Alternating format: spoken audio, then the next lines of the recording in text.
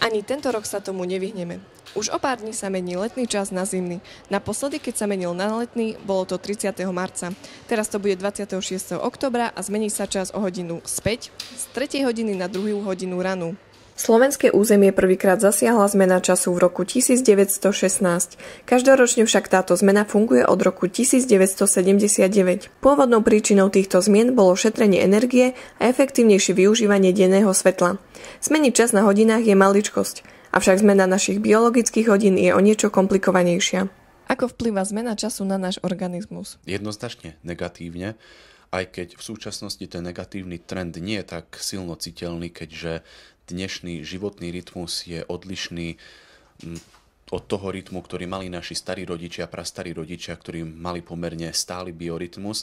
Dnes poznáme zmenné prevádzky, takisto rôzne párty, ponocovania, takže nemáme tak zabehnutý životný rytmus, tým pádom už sme od prírody tak rozhádzaní v súčasnosti.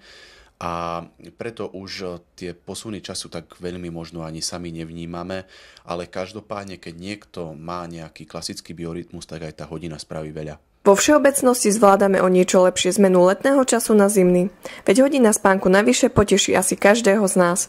Avšak predĺžujúce sa noci a upršané počasie prináša so sebou ponurú náladu a zvýšenú únavnosť. Naopak, pri opačnej zmene času horšie znášame o hodinu menej spánku, ale za to dlhšie a teplejšie dni sú predzvesťou leta. Ako vnímaš zmeny času? Moja stará mama hovorí na čo? Tak ja konkrétne tieto zmeny nejak veľmi nevnímam. Akurát možno potom, keď si budík budem prestavovať, tak možno vtedy. Negatívne.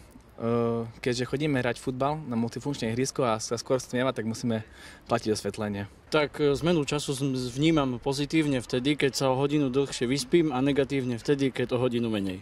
No tak nejak obzvlášť nevnímam. Nepovažoval by som to za nejaký neobvyklý jav. Či už zvládate lepšie zmenu času na letný alebo zimný, je už na vás. Avšak vedzte, že tentokrát si pospíme o hodinu dlhšie. No, nezabudnite si predstaviť hodinky, aby sa vám náhodou nestalo, že prídete niekde o hodinu skôr. Pre televíziu Mediálka Mária Čatyová.